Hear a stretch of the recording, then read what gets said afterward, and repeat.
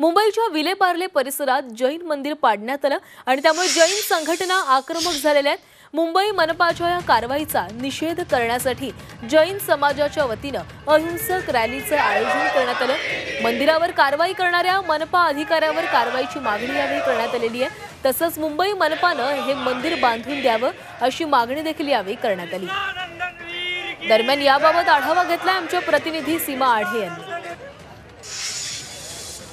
विलेपार्ले पूर्व परिसरातील दिगंबर जैन मंदिर जेसीबीच्या सहाय्यानं 16 एप्रिलच्या सकाळी जमीनदोस्त करण्यात आलं।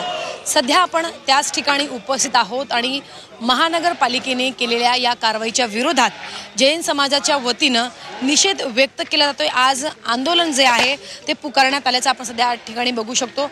आपण बघू शकतो की 16 एप्रिल रोजी दिगंबर जैन मंदिर हे जमीनदोस्त करण्यात आलेलं होतं जेसीबीच्या सहाय्याने। सध्या आपण त्याच ठिकाणी आहोत आणि या ठिकाणी मोठ्या प्रमाणात नागरिक हे जमले आहेत आणि महानगरपालिकेने जी कारवाई केलेली आहे त्याचा निषेध जो आहे तो व्यक्त केला जातोय।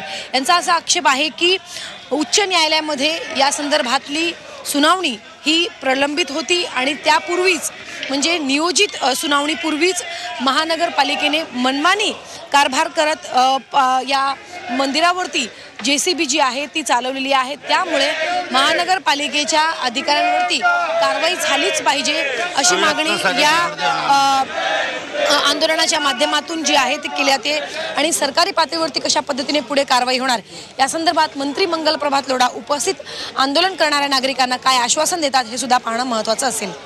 व्हिडिओ जर्नलिस्ट अनिल सह सीमा आढे, झी 24 तास, मुंबई।